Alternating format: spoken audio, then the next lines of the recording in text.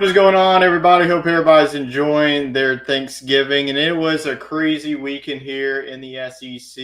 We're going to be no longer SEC talk for the next couple of weeks, as now we're going to be looking at the national terms, as we're going to be looking at every conference championship game. And then we will get right into the playoffs over the next couple of weeks. But we do have a special guest of Chris. Obviously, we do have my co host, Wade, every single week. Boys, how was your Thanksgiving and how was your weekend? Oh, it's fantastic. A lot of good football on. I worked out on Thanksgiving. I did the turkey trot, walked. I ran the turkey trot, and then I walked 3 miles after turkey dinner. So I earned my football for the weekend. I sat down on Friday and did nothing but watch ABC football, and then I watched a little bit on Saturday, of course, too. So, yeah, pretty good. Okay. How about you, Chris? What you did? Mine was pretty similar. I decided to wake up and then I ate, and then I sat on the couch and watched football, and then ate again, and then decided to sit back on the couch and watch afternoon football, and then ate one more time. So it was just football and eating, and it was probably the best weekend I could have. Friday, I think one of the best Thanksgiving slates that was split over 2 days that I can remember, because the Friday games were great and a lot of talk and narrative surrounding a lot of those games, and then the Saturday games were great from start to finish too. Yeah, and you capped it off with going to the Panthers game. I saw they got a big win against the Rams. So looking like that NFC South race is a two-headed monster at this point, because the Saints suck and the Falcons suck as well. So Panthers and Bucks. The Bucks did win today, so I believe they have a 2-game lead now on Carolina. Yep. So we'll see how that race goes. But for the SEC, we had a crazy rivalry week as well as the coaching carousel. The coaching carousel is kind of looking like our two dynasties that we're involved in. We'll definitely get to that at the top of the show. As always, if you have any questions, because I'm sure there's going to be a lot of questions pertaining to, well, how good is this coach and how good is this coach going to be for us? So if you have any questions pertaining to any of your favorite teams moving forward, feel free to leave us a comment down on the comment section down below. We are live both on Facebook and on YouTube. So I'll be monitoring those comments throughout the majority of the show. We'll get to it at the end of our hot topic segment. So let's go ahead and dive into our only firing of the weekend. And that came amidst all the chaos of everybody pretty much hiring anybody. And Kentucky is parting ways after getting their doors blown off by Louisville.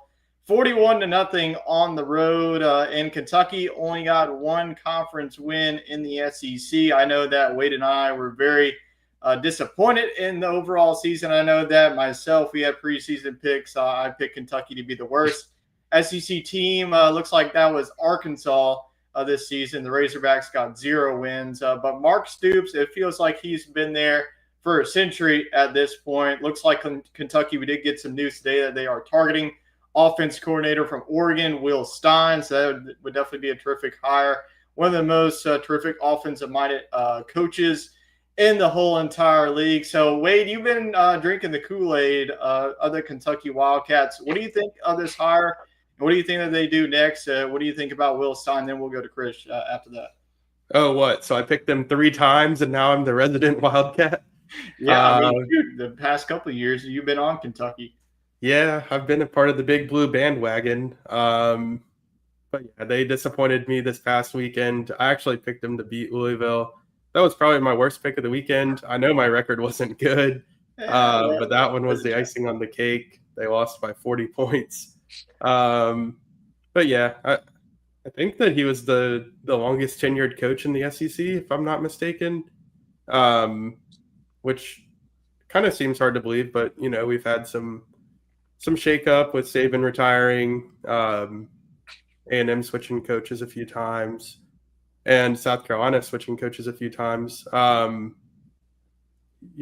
out some of those long-term coaches. But, yeah, I think a change is needed. I don't understand the timing. You would have thought they would have been all in on John Summerall. He played for the Wildcats. I think that the Florida situation probably would be too good to turn down, but had Kentucky got in there a little bit earlier, I think they could have contended for his services, against the likes of Auburn and Arkansas. And certainly the consolation prize could have been, one of those coaches as well. But, maybe this was a situation where they saw that their guy Stein did not take the Arkansas job or the Auburn job, and they felt like this was a chance to turn their program around. So, Krish, I know you're familiar with Stein. He coaches the Oregon Ducks, a team that you're very familiar with. So what could he bring to the SEC? Yeah, I think Will Stein's been really great in showing how maybe elevating quarterback talent a little bit better than other coaches could. Oregon's had a revolving door of great to pretty good to great transfer portal quarterbacks for the past couple of years, such as Bo Nix and Dylan Gabriel, and now Dante Moore. And all three of those quarterbacks are now Heisman to semi-Heisman caliber, executing a very quick and fast offense that puts skill players in the right positions and make sure that they can elevate to the best of their capabilities. I think it's a great hire if it does solidify for Kentucky. Yeah. And maybe I think I'd also heard about that Mark Stoops was adamant in staying, and he said, like, I ain't going anywhere before this Louisville game. And maybe this Louisville game was so bad that Kentucky had to pull the plug and eat that buyout too. Yeah. And it's interesting because Kentucky's always kind of been that doormat to mid-tier SEC team that couldn't really ever really compete with the big dogs down south. And then they had a couple of great seasons in the past 4 years or so, but the past 2 years have been so iffy. And there was a whole Texas A&M thing a year or two ago. So I think they just had to pull the plug, and maybe that showing against Louisville. I also believe that at least they would have given a fight, because they gave a fight to Texas. They gave a fight to they beat Auburn. You would have thought that they could be able to compete against a pretty hobbled Louisville team. But maybe that was just the final straw, and the Big Blue Nation was a little fed up. Yeah, it was most definitely the final star. Like you mentioned last year, I mean, he was almost out the door going to College Station. I think that Texas A&M fans are praising the Lord that did not happen. They got their guy Mike Elko, Texas A&M going to their first college football playoff appearance. But yeah, the timing was a little bit off. I honestly this came out of nowhere. I was just so locked into where all these group of five coaches, where was Lane Kiffin going to be headed. But I just saw on Sunday night, Mark Stoops is fired. I was like, what the hell? But after you get blanked 41-0 against Louisville, you get only one win in the conference. And his offense the past couple of years just hasn't been the caliber, because the defense at times had definitely been there. I know a couple of games this season, it didn't look pretty at all. But if you can get a guy like Will Stein, I think that's definitely a step in the right direction. Pair it with a nice defensive coordinator. I think that Kentucky, I'm not going to say they're going to be like what Vandy is with Clark Lee, but definitely a step in the right direction if they go with Will Stein. So that was the only firing. We've had a lot of firings over the past couple of weeks. Now let's go ahead and shift our gears to 5 hirings, and we're going to start off with the big guns right here in Baton Rouge. LSU hires Lane Kiffin, and LSU, after all the turmoil from we had with Brian Kelly being fired, this whole crazy month, you had the governor stepping in, you had the president saying that, the AD was acting AD, and then a couple hours later, well, you are the AD. So it was just a crazy, tumultuous time, but LSU was able to get its act together, and they continue big fish hunting as they got their guy, pretty much the number one guy. They really had no number 2 or number 3 options. I heard some rumors of Eli Drinkwitz, which we'll get to once we get to hot topics. We'll talk about him. But it is Lane Kiffin in the midst of an 11-1 season of Ole Miss and their first college football playoff appearance. He dips Oxford, not going to coach the rest of the season or the playoff for the Rebels, and he is heading to Baton Rouge. So, Wade, I'm going to start with you. I know that you and I are on the purple and gold train. So what do you think of this hire? I know that you were kind of on the fence of this in the group chat. How are you feeling now about it? Yeah, I think I was the last holdout on the Lane Kiffin hire in Baton Rouge. I just didn't like all the unnecessary drama surrounding it, and I felt like it wasn't good for the sport. But look, we're about to talk about 5 coaching hires today on the show. We never see that in the SEC. No. So in today's NIL era of college football, LSU had to make a slam dunk hire, or else they could fall behind a team like Kentucky, as crazy as that sounds. So they needed to go get their guy. They couldn't strike out with one of these Power 4 coaches. And it doesn't hurt when you go attack your rival and knock them down a couple notches too. So that being said, I think it's a great hire for LSU. I don't know how the money's going to shake out, but it must be there. Or we're just pushing it on to the future. I don't know. But just kind of thinking off the cusp here, why don't we give a letter grade with a plus or minus to each of these hires? I give this one an A. I'm just knocking it down just a little bit because of all the drama surrounding Lane Kiffin. It kind of makes me feel like he could do the same thing to LSU in the future, but let's just live in the now.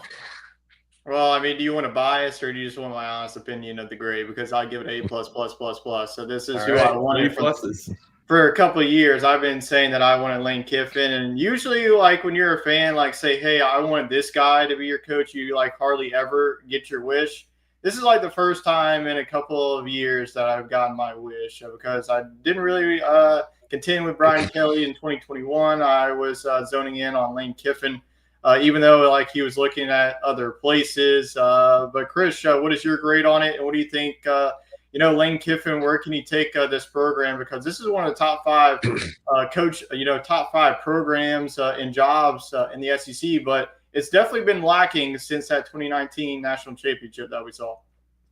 Yeah, right. And it's kind of interesting because the previous 3 coaches before Brian Kelly had all won a national championship in their tenure at some time. So I even had a little bit of high hopes for Brian Kelly, but that just didn't pan out.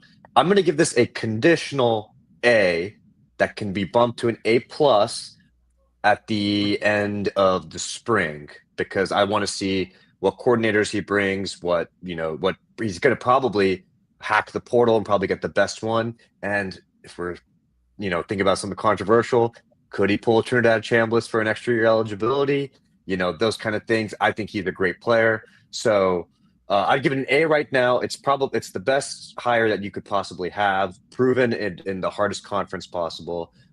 Guys like, we'll talk about later, Summerall, Golesh, those guys have proven it, but maybe not at the caliber that Lane has, and has had the best season of that Ole Miss has ever had. So the internal intra-SEC hire is really interesting because not only, they're not like a Kentucky and a Oklahoma, like 2 very far out, not really, don't even have any like rivalries or anything between them, but they'll play every year and those games are always heated. So I'd give it an A and A+ if he can get the coaching staff and the squad right.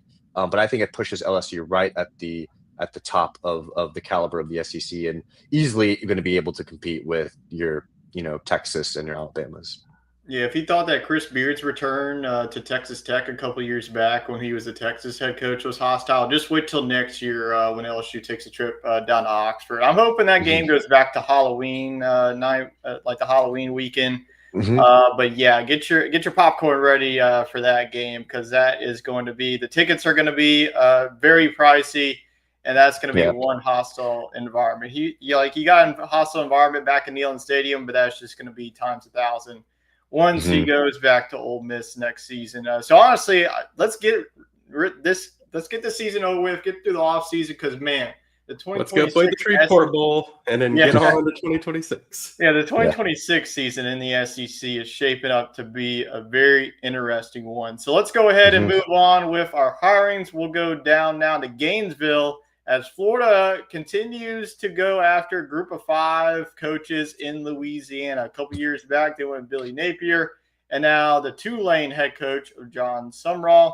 Obviously, though, John Sumrall is way different than what Billy Napier's tenure and route has been so far. So Florida was in the running for Lane Kiffin. They ended up deciding to go with a different route, and that ended up going with John Sumrall. And Sumrall has won every single place that he's been, especially the past 2 teams that he's been with Troy, led the Trojans to a couple of conference championship appearances. Now with Tulane, like after Willie Fritz left for Houston, you had some question marks of what John Sumrall was going to do with his Tulane program. He just continues to win and win at a place that is becoming a very good place, in the American Athletic Conference, and this wasn't the only coach, hiring and firing that you saw in the conference. We'll get to Golish, obviously.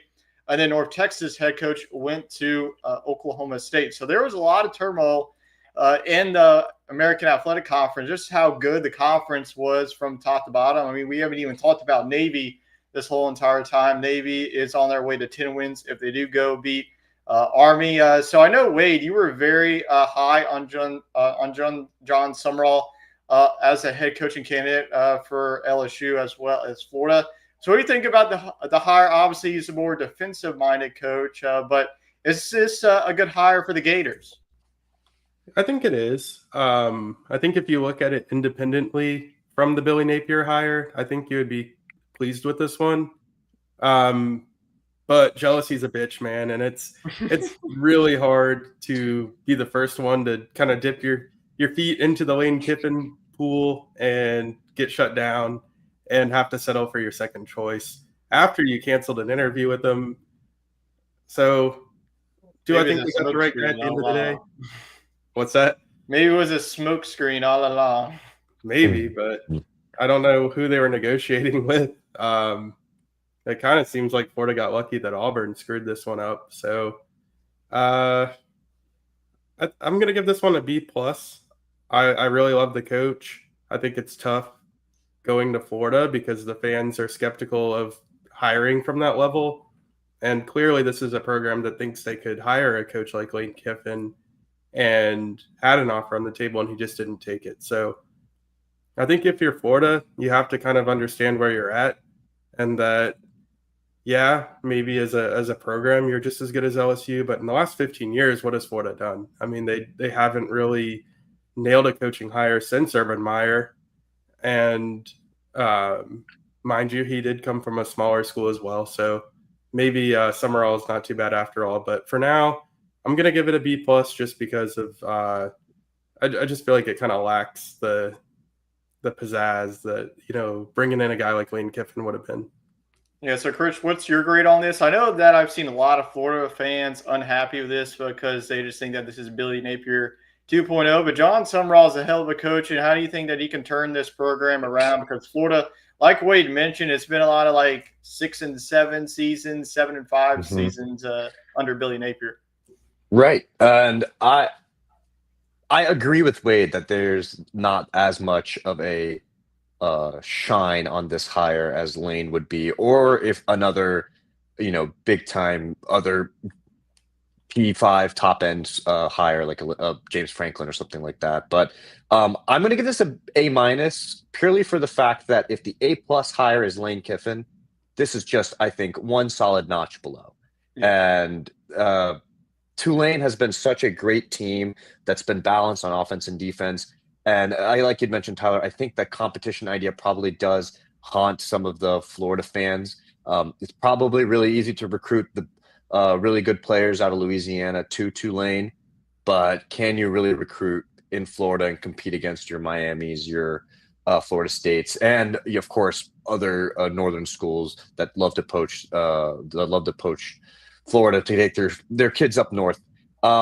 I really do think that he's going to provide some culture change. I feel like Billy Napier didn't really give off a lot of real energy on the sideline, and so I feel that it's going to be a culture change that, I think if you start the year off, I don't know exactly what their schedule is, but a quick 3-1 and sweep your non-conference or lose a close game in your first SEC opener against one of your Big 4, Big 5 teams in the conference, I think the Florida fan base will really, really hop on board and maybe take this up to the next level.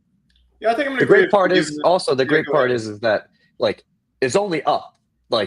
Billy Napier was the lowest of lows that Florida's had in such a long time since the offensive linemen blocking each other in that Georgia Southern game. So I think it's only going to go up from here, and especially with a guy that can bring some real culture and really flip the script on a very docile Billy Napier experience. Yeah, that is very true. I agree with you. That man showed no emotion whatsoever on the sidelines. I swear, his press conference, we tried this. Yeah, I think that this is a slam dunk hire. It's not like the sexy name of Lane Kiffin. I'm going to agree with your grade there of an A-. I think that John Summerall outside of Lane Kiffin was probably the number 2 hire for the majority of this openings, like I mentioned, he's been terrific.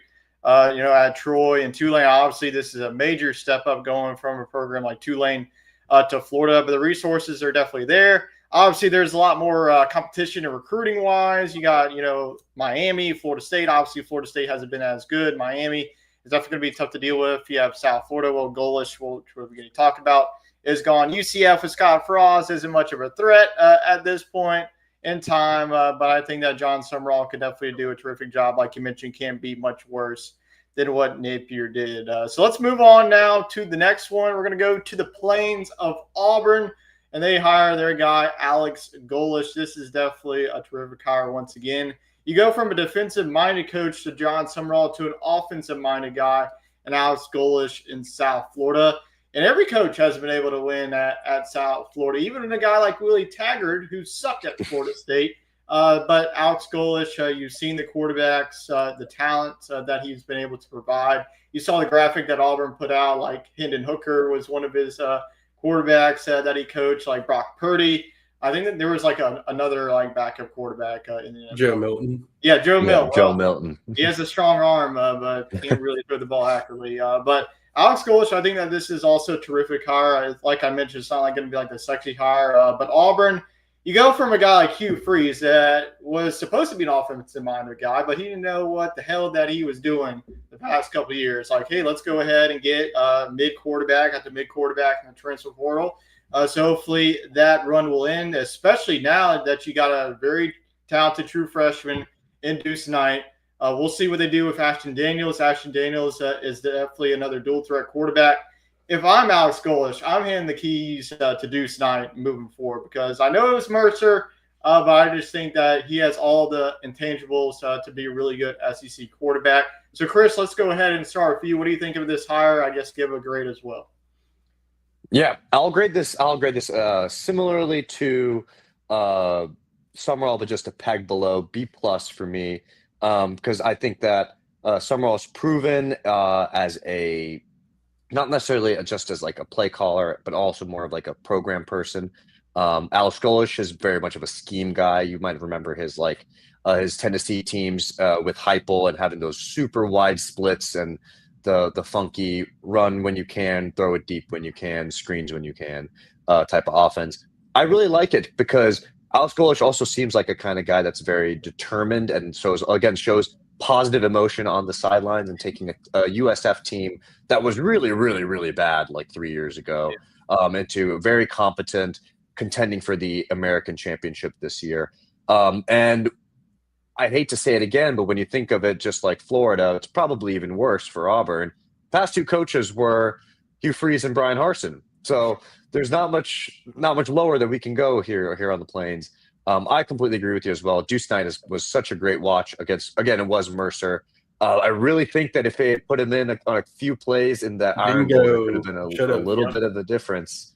Because you saw Ashton Daniels wanted to run, but you could tell he had thrown the ball like 40 times and run the ball like 20 times. To change of pace would have been great. However, I think it's great. I think Alex Golish is a really good scheme guy. Let's see if he can implement it into that Auburn offense that was really lackluster this year. A mix of probably play calling and quarterback play with Jackson Arnold wanting to get sacked once a drive. So let's see if we can get the ball out quickly with Golish. And yeah, I'm gonna go B+. I'm optimistic. Definitely think there's a couple of hires that are not as good as his. But for Auburn, that probably wanted John Summerall, and somehow he jumped ship for Florida. Probably a second choice for them, but a solid hire nonetheless. Yeah, solid second choice for sure. Wade, keeping on the positivity here with Alex Golish? I'm sure Auburn fans are thanking the Lord they don't want to deal with Hugh Freeze's offense anymore.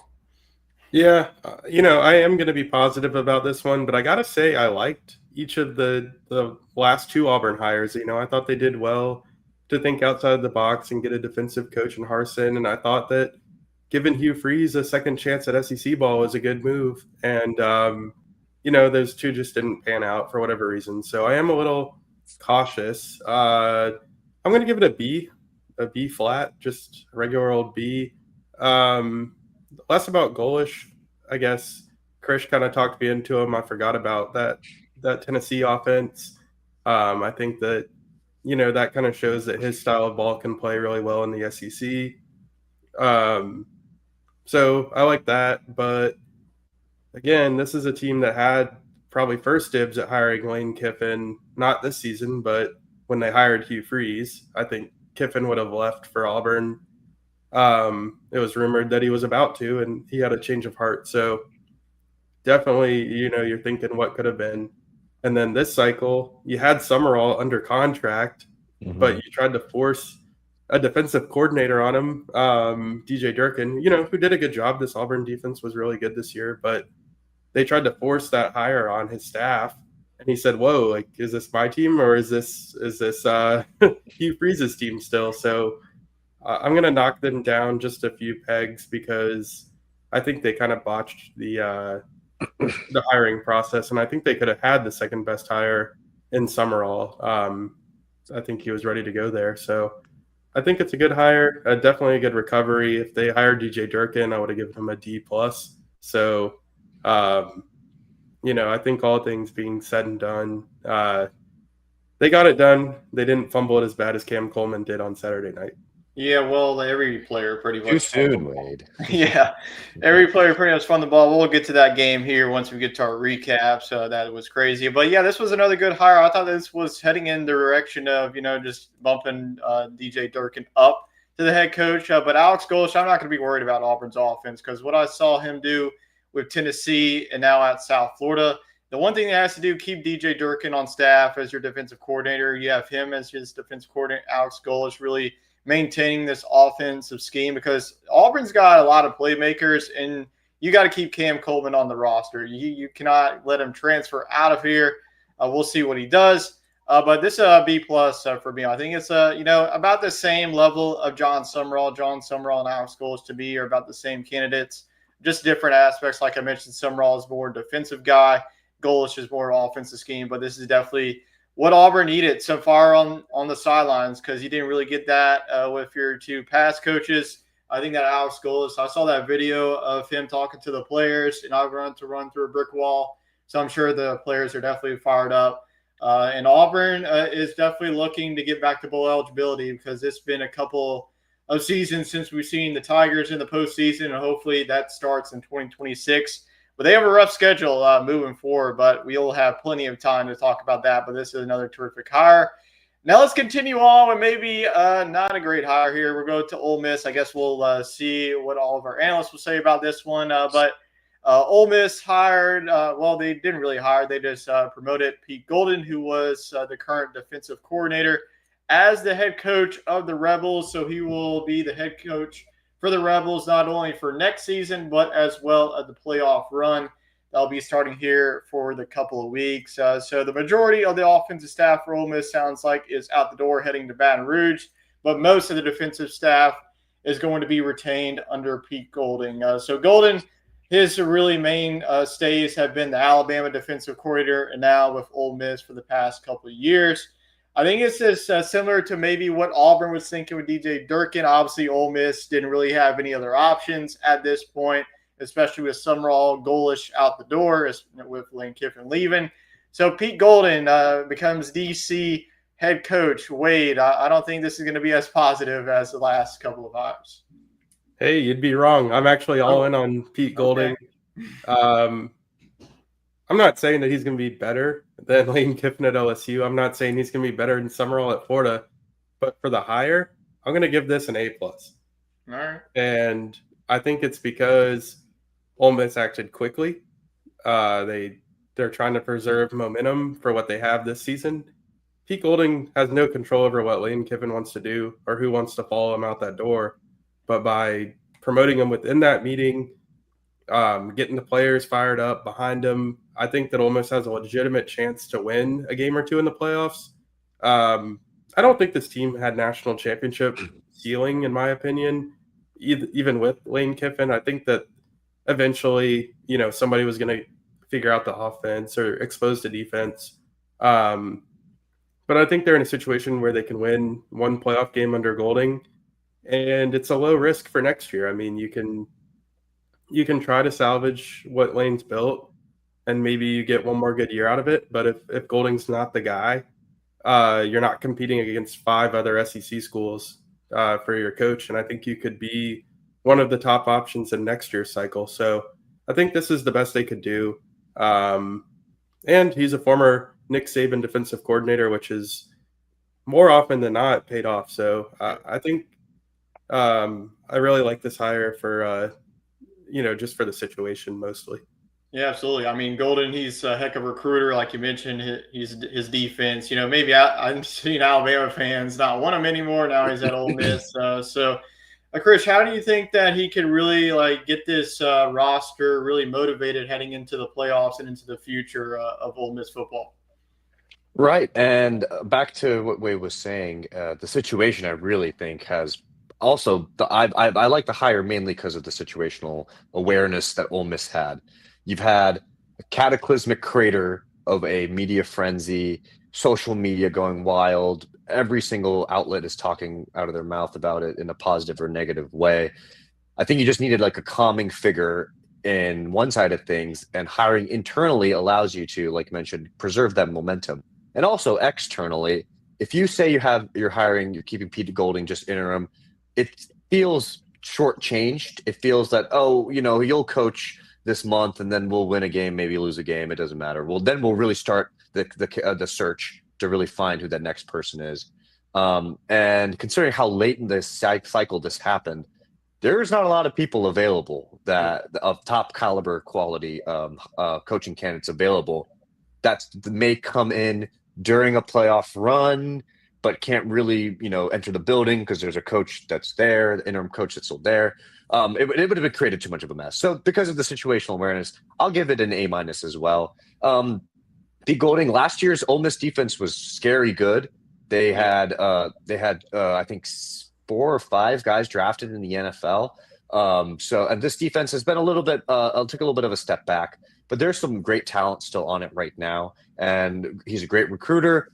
He's probably seen, and he'll probably use this Ole Miss this Lane Kiffin saga into saying, look, we're still trying to build something no matter who was here the year before. We still have good talent. We still have the money. That's now not a question.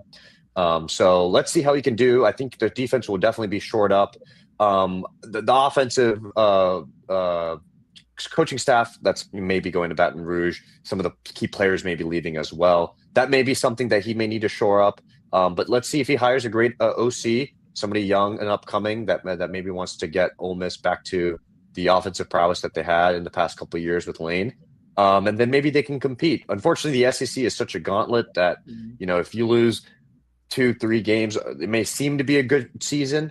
But the step back may not be viewed as positively, especially if Lane does win a couple more games than Ole Miss does next year at LSU.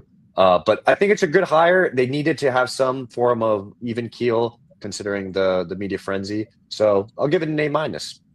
Yeah, I think that for the circumstances, it was the best that they were going to get at the time. I mean, they just couldn't really go hey, can we get start up a search, get a couple of weeks. Can't really do that, especially with signing day on Wednesday. You just got to keep things internally. And I definitely agree that this is a great hire. I am going to go for B. I don't think that I can't really put on the same level as like a Goalish or Summerall. But I think that Ole Miss has definitely made the right hire in the right direction, especially if you can hire, like you mentioned, a good and up-and-coming offensive-minded, because before Pete Golding, Ole Miss's defense at times sucked. But now with Pete Golding, I mean, like you mentioned, the last season, for all the talent they have this season, heading into the preseason, we knew that the offense was going to be good, but defense lost a lot of talent, and the defense has been better than last season at times. So I think that, as good as a recruiter that he is, he'll be able to get some key transfer portal guys, and I think that this is going to be the step in the right direction for Ole Miss. They are going to take a step back, I think, in my opinion, next year.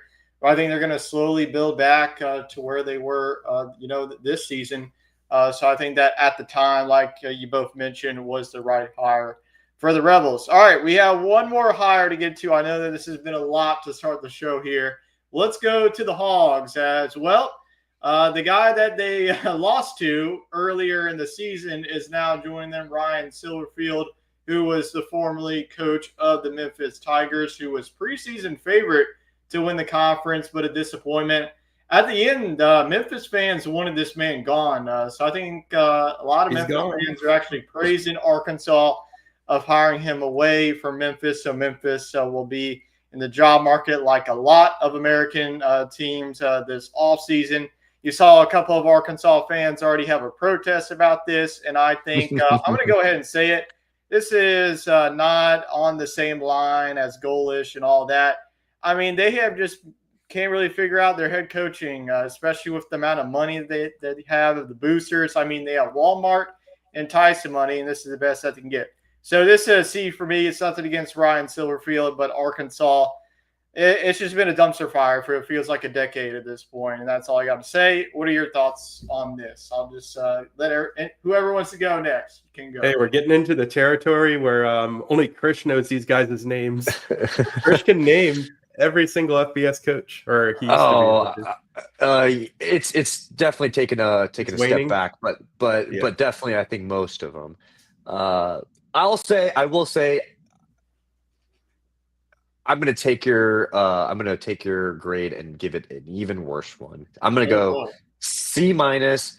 I'll go C minus, almost a D, because not only did Arkansas not be able to compete with good G5 coaches like Golish and Summerall, like the other SEC schools, apparently also they interviewed like 15, 20 people, and they settled on Ryan Silverfield, a coach who has never made the American championship. Nope. Just hasn't made the championship, not let alone win it. And he is, I believe, like 60%, 65% conference win percentage in his 4 or 5 years at Memphis. It seems lazy because he's right next door. We'll hire the guy that knows the area very well. And considering how bad Petrino and Arkansas were this year, I think he has a really big uphill battle to climb. The defense was really bad. He's not a defensive guy. He's an offensive guy that's had so much talent at Memphis and still couldn't really push them to real national competition. I'm going C minus. It's almost a D plus for me and purely because of the laziness, the length that it took for them to do this coaching search process and end up with a guy who hasn't even made the American championship at his years at one of the most resource heavy American schools. Yeah, absolutely. Wade, what's your thoughts on this? Are you going to end your positivity here or continue to bash the Hogs? It feels like we've been doing that pretty much all season at this point. Yeah, I have to agree with some of the points Krish made. You know, it felt like Arkansas got out ahead of the race here, fired Sam Pittman, and they could have had their choice of the Power 5 coaches within reason. I mean, John Summerall probably wasn't coming up to Fayetteville, but I think Alex Golish could have been a good, reasonable target for them. Maybe he wasn't interested, maybe he was, and it just didn't work out. I actually kind of like the regional approach here. I think that could be a good recruiting corridor for them. I think Memphis has some talent. It's a lot closer to Arkansas than it is to Knoxville, so maybe you can kind of get that pipeline going. But I think this was probably an opportunity for Arkansas to get a guy like Will Stein or Brian Hartline. If you're going to go young and you're going to go in on James Franklin. Honestly, I thought that would have been a good hire too. I thought maybe he would want to come back to the SEC with a school with lower expectations. But I don't fault them for that. I am kind of glad they went young. I mean, they went from Petrino to Chad Morris to Pittman back to Petrino. They needed somebody under 50. Yeah. But I think if they were going to do that, I think I would have taken a shot on one of these younger, offensive-minded, gurus rather than just a good program manager, which is what I think they have in Silverfield. Well, that is, I believe, all the hires and firings that we have in the season. The craziest, I think, mid-season coaching carousel that we've had in quite some time. So, Chris, we're going to let you go here for the next couple of minutes. We'll bring you back on here once we get to the conference championships. But for Wade and I, we will continue on here as we will go to our recapping games of our Thanksgiving and rivalry weekend. And starting off with our Friday night game that we had, and it was a close game at times, and then Texas ended up taking this one, especially in the second half, as the Longhorns pull off the upset, if you want to call it an upset at this point, 27-17 over the undefeated Aggies in Texas. Texas A&M, this was a lower scoring game in the first half. You did see Marcel Reed get banged up early in this game. It looks like, he was once going to return at this point. He ended up returning in this one. You saw a lot of big plays from KC Concepcion. Mario Craver did play in this game, so they had both their number one and number two wide receivers in this game. But Texas defense has really been the story for the last couple of weeks. I know they had that Vandy game where they were up big. They gave up 31 points. They had the Georgia game where they got blown out. But this Texas team is starting to play like how that I thought they would in the preseason. They had a lot of expectations. Arch Manning is definitely starting to figure out. It was a slow start for Arch Manning, but he really turned it on. He did have that rushing touchdown to really seal the deal as the Longhorns finished their season 9-3. Texas A&M, even with the loss, they're going to be okay. Maybe they lost a top 4 seed, but A&M fans, if you give them a home playoff game, they would take that at the start of the season. So what are your overall thoughts on this game, Wade? I know that there's a lot of hype surrounding Texas, like, are they going to still make the college football playoff, even though they are a 3-loss team? And are you concerned with the Aggies heading into this playoff run? I view it more as a bump in the road. I felt like this team was going to get beat at some point, and no better time than now. Yeah. I know it sucks to lose a rivalry game, but from here on out, if you lose, your season's over. So I think probably the biggest disappointment, though, is that they won't get to play for the SEC championship. I feel like this team is probably the best in the conference. I think they could have gone into Atlanta and beaten Georgia or beaten Alabama, but we won't get to see that now. But no, I'm not overall concerned about this team. I think that, having a first-round bye would have been good, but also playing a home game in front of 110,000 people doesn't hurt. That's going to be electric. So I think they're fine. They better just hope that Texas doesn't slip into the playoffs and head to College Station. Yeah, that would be something, man. If Texas has to go to College Station, I guess we will have to find out where Texas A&M in Texas destination, as the Aggies finish 11-1, and Texas finishes the regular season at 9-3. So this was a big win for Longhorns, and Texas has won back-to-back meetings between the Aggies in this Lone Star Showdown SEC version. Now let's move on to our Saturday games, and this was another defensive battle, LSU and number 8 Oklahoma. I think that we expected this to be a defensive battle, especially with the way that the two offenses have been playing for it feels like the majority of this season. Oklahoma survives this one 17-13 in this one. Like I mentioned, not a lot of fireworks in this game. It was Isaiah Satenga's 54-yard touchdown reception to put the Sooners up 17-13, and Satenga has really been the difference maker of this offense and what has been the lacking offense for the past couple of weeks. And LSU's defense, I mean, you got to give credit to Blake Baker and then really the entirety of the secondary, the linebackers, and the defensive line there. They were really solid this season. Even in a tough season it was. I mean, they finished 7-5, not exactly where a lot of LSU fans had this team, especially with a lot of high expectations. Garrett Nussmeier returning in the defense, pretty much giving any transfer portal addition that they had. But this was just a back-and-forth game. LSU did have a chance, to potentially take the lead and pull off the upset there, but they were unable to get that fourth down and one conversion, and Oklahoma survives to the college football playoff. But I think, we were talking about concerns of Texas A&M. I don't know if you're going to agree with me. I have a lot of concerns with Oklahoma, at least on one side of the ball, because if you want to make a deep run in the college football playoff, you got to score more than what you've been the past couple of weeks. Yeah, I definitely echo that. I think the offense has to play better. Sean Mateer, I mean, he's just not really providing that dual threat. In that surgery and injury that he suffered. Yeah, I think so. I think he's double clutching the football. I think he's being hesitant with his feet. Isaiah Satenga's terrific, but he's like the only weapon they have at receiver. They got a nice little running back room. I think if they could develop the ground game, maybe even rely more on Mateer's mobility and get a little read option going, I think they could piece it together. But as it stands now, I mean, they're probably going to be playing a 9 seed.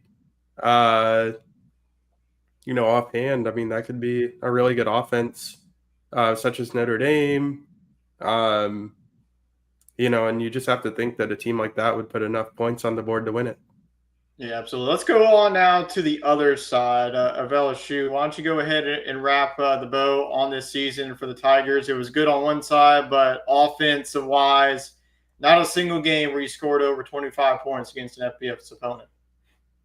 Yeah, kind of baffling to believe that stat. I mean, we all had very high hopes, for that offense. I thought that the transfer additions were intentional, and I thought they were well suited for this offense. But LSU never really established a true X receiver, and the running back room remained a committee. And then, of course, you had the quarterback change that nobody saw coming. So it was just a disaster. And what they rolled out the last 3 weeks was arguably worse than it was under Brian Kelly. So, like we talked about, we're very excited for what Lane Kiffin can do, but he's going to have to go get pretty much a whole new offense because there's not many pieces to build off of with this team. Yeah, absolutely. So we'll see Oklahoma in the playoff. We'll see LSU probably in the Gator Bowl in December.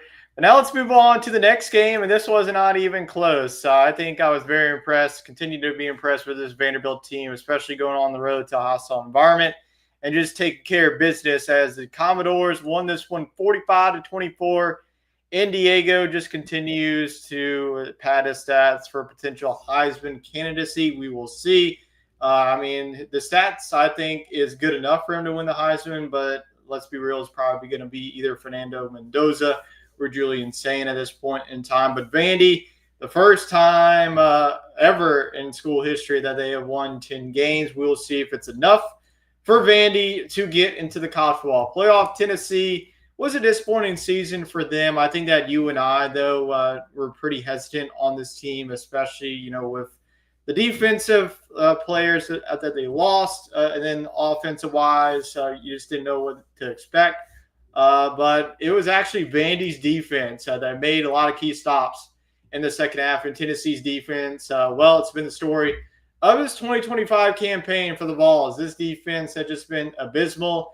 In big-time games like this, this defense for Tennessee has given up more than 30 points. Just look at the Georgia and Alabama game. But Vandy, Cedric Alexander, Diego Pavia, Eli Stowers, this offense just continues to be a freight train every single week, and they proved me wrong once again. I did pick Tennessee. I know that you and Chet were on Vandy. So talk about, Diego Pavia. Do you think that he can make a run? I'm pretty sure that we are going to see him in New York. It would just be an absolute travesty if he wasn't. Do you think that he has a really good case to win the Heisman? And what about this Vandy team moving forward? Do you think that they have a good enough resume to make the 12-team playoff?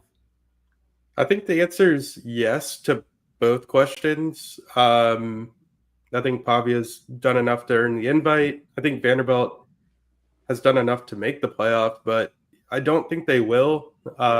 Just circumstantially, their two losses aren't bad. They lost to Alabama and they lost to Texas. But with Texas upsetting Texas A&M, Texas has now re-entered that playoff discussion. And, yeah, I know they have 3 losses, but Vanderbilt also didn't go play Ohio State. So right now I think you have to put Vanderbilt below those two teams. And even if Alabama loses on Saturday in the conference championship, you'd be very hard-pressed to elevate Vanderbilt above them. So I think Vanderbilt's only hope to make it in is if the committee either feels completely out on Texas or a 3-loss Alabama team. Otherwise, I just don't see them jumping either of those teams. Yeah, I guess we will have to see on Selection Sunday here in just a couple of days. But Tennessee ends their season at 8-4. Big win for the Vandy boys. Now let's move on to the Iron Bowl, and this is the last game that we're going to be talking about of the week. We also had some good games, and we had a defensive grudge match in Mercedes-Benz between Georgia Tech and Georgia. But really outside of that, a lot of blowouts. We already talked about Louisville, 41-0. Florida State getting trounced by Florida. Let's go ahead and talk about the Iron Bowl. Alabama wins this one 27-20. And it was looking very likely that Alabama was just going to bulldoze over this Auburn team. They quickly got out to a 17 to nothing lead. And then you saw a 13-0 run. You got 2 field goals before the half. You went into the half down 17-6. In the first drive, it was a long drive that ate up a lot of clock. But Auburn was able to get it to 17-13. Auburn was able to tie it 20-20. But Ty Simpson, like he always does, what a call on 4th and 2 from the 4-yard line by Kalen DeBoer as Alabama escapes. It feels like as they always do. I mean, the Iron Bowl is one of the greatest rivalries, not only in this conference, but in the country. And Auburn drove all the way down the field. But, I mean, they had so many drops. In fumbles, that was like the most chaos that I've seen from Auburn. Like, they probably should have had like 5 or 6 fumbles. They ended up having 3 fumbles on the day. But Alabama survives. They will head to Atlanta. Alabama, Georgia feels like part 10 at this point. It feels like for the past decade. Auburn, this was definitely a tough one to swallow as they're now 5-7. If they could have got one more win to get those much needed 15 bowl practices, especially, with a new regime coming in, that would have been huge for this program to build off of a top 10 victory in beating your rivals to really kick off a new era. But this was definitely a big win for Alabama as they will now get the SEC championship. And it could be either a win or in scenario or lose in your out scenario. Yeah, certainly decides the fate of both of these two teams. Auburn's season is of course finished, and they're looking forward to the Alex Golesh era. Yep. And for Alabama, I mean, your playoff starts now. You have a chance to beat Georgia. All this chaos in the SEC this year, and we still have an Alabama versus Georgia conference championship. It is what it is. I know that you and I have talked about how we would settle the tiebreakers, but that's the matchup. So Alabama has a chance at a conference championship. How far does Alabama surge up the rankings should they win the SEC as a 2-loss team with arguably the worst loss of anybody that's in the playoff discussion? I think they would move up a couple of spots, maybe to that 8 or even 7 seed. It just depends on maybe if they would probably need Texas Tech to lose, but I just don't know how Texas Tech's going to fall. I don't think they're going to move too much in the rankings, though. They would have to be would they have to be behind Georgia at that point? Because Alabama would be 2-0 against the Dogs. At that point, they would both have 2 losses. So you would think Alabama would at the very least have to be above Georgia. Yeah, I think you would probably see every SEC team kind of in that 5 to 8 range, 5 to 9 range. Maybe one of them would.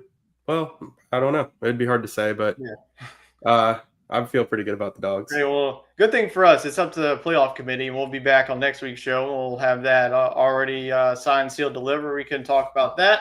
But that is our top 4 games of our rivalry week. We're going to recap only one game next week as we'll only have Alabama, Georgia, which is definitely going to be a treat. We'll also talk about a lot of conference games, conference championship games coming up. But before we get into that, let's go ahead and see how we did in the picks, and then we'll get to SEC fantasy.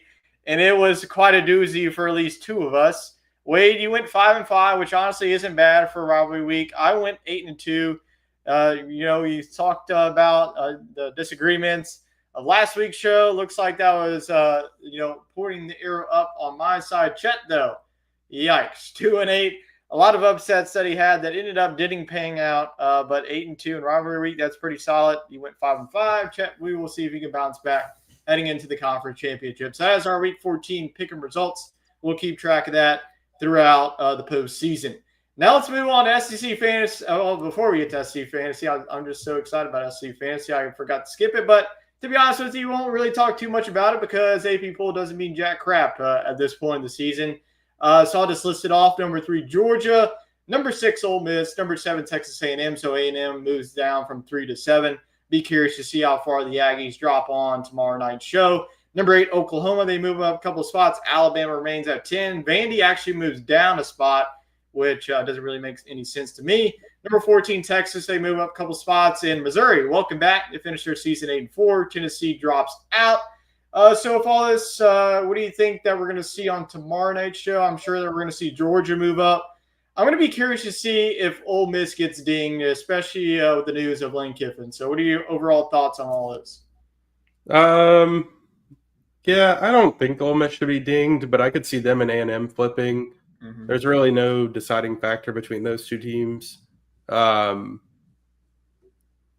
I I would be prepared to see Texas at that 12 spot. Yeah. Um, I think they just had the big win of the weekend. I'm not saying they're going to hold on to the 12 spot, but I think they're going to be like the first team out. Yeah. I really do. Yeah, I definitely agree with that sentiment as well. I think that they were very high on Texas A&M. I think that a lot of people are thinking that hey, Texas A&M maybe they should be the number one team in the country.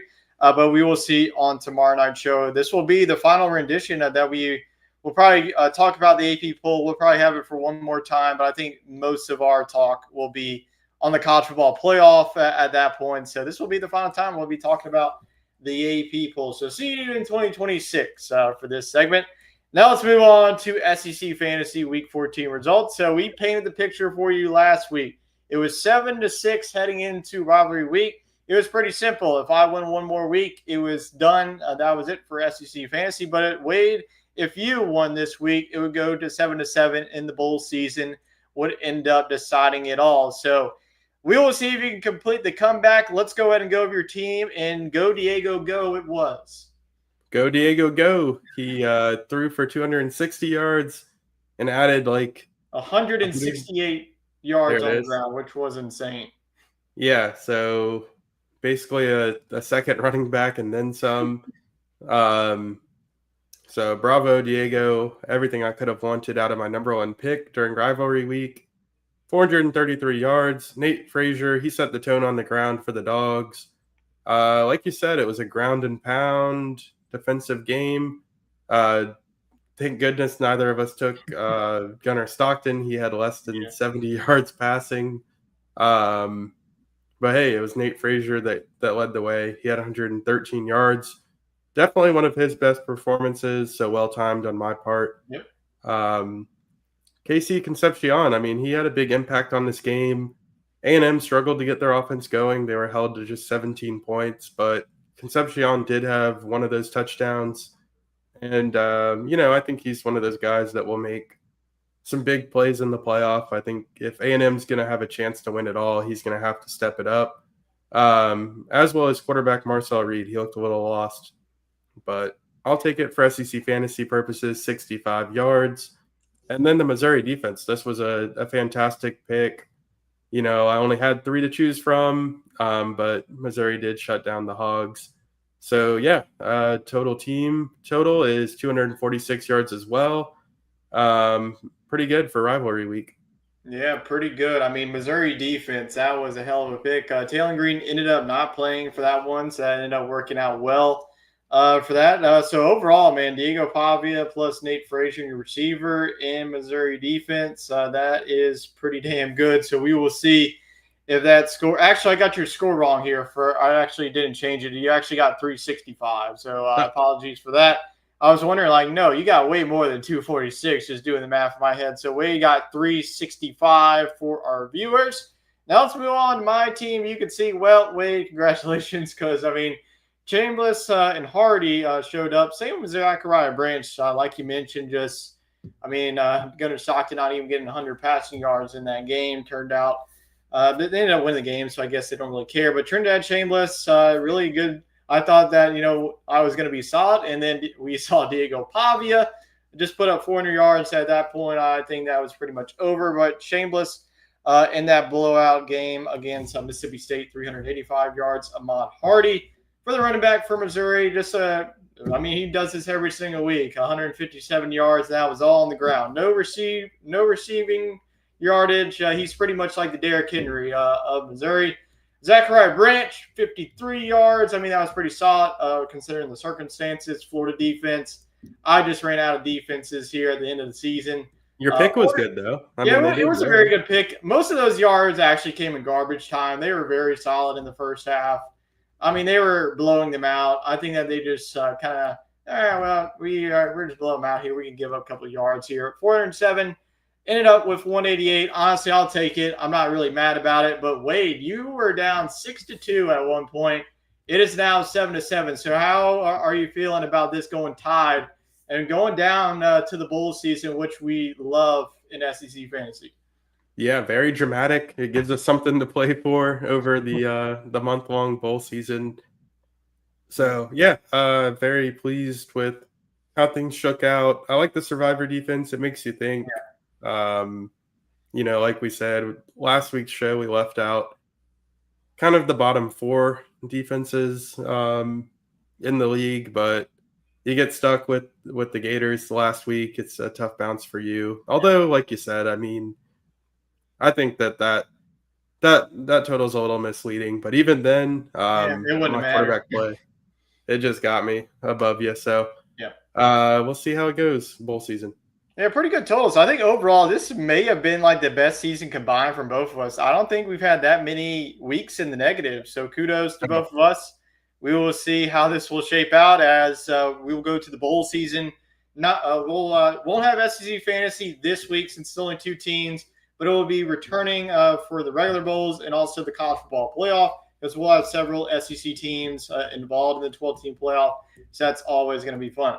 All right, let's go into the conference championship games and pick them. And before we bring back our guests, let me go ahead and pop back here to this. So let's go ahead and add them back in here to the program. It is kind of lagging on my end, so just hold on for a little bit, and we'll get him back on here in just a couple of moments. All right, we do have some comments shipping in here, so we'll also get to that here at the end of the show.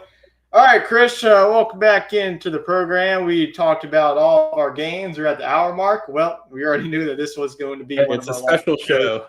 Yeah, this was going to be next week's a 30-minute show. Yeah, I mean, this probably won't even be an hour next week. But let's go ahead and dive into some games now. All the talk of the coaches is over. Let's go ahead and actually talk about some actual football here. So like I mentioned at the top, we're also going to be talking about the other bowl games because, well, like who cares about just one SEC championship? We're going to go to the national stage on Friday night. The Conference USA Championship. I feel like every conference champion has a new sponsor every year at this point. Air National Guard, Kennesaw State at Jacksonville State. A very unlikely matchup, I think, if you're in the Conference USA. Kennesaw State, I mean, they've only been a couple of years in the Conference USA. Jacksonville State, back-to-back years being in the CUSA. They didn't need a win over the Hilltoppers last week to punch their ticket. They ended up getting it. So, Chris, why don't you lead us off for our first championship? Who do you got between the Owls and the Gamecocks? Yeah, thanks for having me back on. Yep. I'm going to go with the Owls in the Battle of the Birds. Kennesaw State team has really defied expectations, got blown out by Indiana, and they did play, I think, earlier in the season, Kennesaw and Jacksonville State. I think Jacksonville State won by like 7 or 10. It was pretty close, but I think they'll get their revenge, keep that momentum going of the best season that Kennesaw State's probably ever had in football. All right, so Wade, are you going with the paper Gamecocks or going with the Owls? This is like the promotional conference. You come here when you're ready to move up from the FCS, which both of these teams did recently. Good to see them playing for a conference championship. I'm going to go with Jacksonville State. I just kind of give the tiebreaker to the home team in these games because you do have to remember that these are on-campus games for many of the small conferences. Yeah, that's definitely going to be a big environment for Jacksonville State. But you know damn well I got some ties to this team, Kennesaw State. I took this team to the Natty in our dynasty, so I cannot go against the black and gold of the Owls. Like Chris mentioned, Jacksonville State did win this one earlier in the season by 9. That don't matter. It's hard to beat a team twice in the season. I think Kennesaw State's offense has been rolling. This is going to be an offensive battle. Like both defenses have been lacking the past couple of weeks. I'm going to go Kennesaw State in this one. It's going to be close, like a 37-34 type of game, but I will go with the road team. Chet also going with the Owls. So, Wade, you're on the island going with Jacksonville State. I'm sure a lot of people watching the show think Jacksonville State's in Florida. It's not. It's in Alabama. All right, let's go on to the next one. The SBC, the Sun Belt Fun Belt. Troy at number 19, James Madison. It feels like we've had this title game matchup for the past couple of years. So James Madison actually has an outside chance. We'll get into this in the ACC title when we talk about Duke and Virginia of a potential playoff appearance of what happens in that game. Troy, They are off to a shaky start, but once they got to conference play, they turned it on. So Troy at James Madison. Chris, who you got in this matchup? Give me the Dukes. They've looked unstoppable in the Sun Belt, no matter who they played this year. And I don't really trust Troy too much to generate any offense. Their offense has been pretty lackluster for a few games this year. I think it's Dukes by 14 plus. Wade, are you going to agree with that? You go with the upset here. Well, yeah, I mean, if they want to have any chance at making the playoff, they need to make a statement. I think they do just that. I mean, James Madison's clearly been the best team in this conference, and really they've been the most consistent team in this conference the last 4 seasons. So I think all that leads to them winning this game by like 20 plus. Yeah, I think that this is a blowout, to be honest with you. Troy is not even on the same level as James Madison, especially on the offensive side. They got a ton of weapons for JMU, so all dogs on this one. Chet, it's a clean sweep. I think that a lot of people are going to be picking the Dukes as a point spread. Vegas is also thinking this is going to be a blowout as well, because this is a hostile environment in Troy. Well, they are not going to fare very well in this game. All right, let's go on now to, I believe this is still the Friday games, if I'm correct. Then we'll go to our Saturday games. A top 25 showdown here. The winner is going to be your 12 seed here. Number 20, North Texas, at number 21, Tulane. Both high-powered offenses, and they got similarities. Well, their head coaches are dipping on them. So North Texas and Tulane take the over in this one, I would have to assume. Yeah, it's going to be high scoring, that's for sure. Sorry, I jumped Chris there. Yeah, Wade's leading off. So Chris, why don't you go ahead and take it? No, yeah, I 100% think that you should bet the over, and I'm riding with the Mean Green from Denton, Texas. Drew Mestamaker is one of the coolest stories of any quarterback this year, going from a guy who didn't even really play varsity football in high school, walked on, and now is leading the country in a lot of passing metrics. I think they're going to be a little bit too much for Tulane. Tulane's offense has been pretty good, but it's been hit or miss and been really Jake Retzlaff reliant, especially him running the ball. I think if North Texas can kind of stifle him a little bit, give me the Mean Green on the road, winning the AAC, and possibly punching a ticket to the CFP as the 12 seed. Yeah, absolutely. So a lot of stakes in this one. Wade, are you going to go with the Mean Green and go with the hometown boys?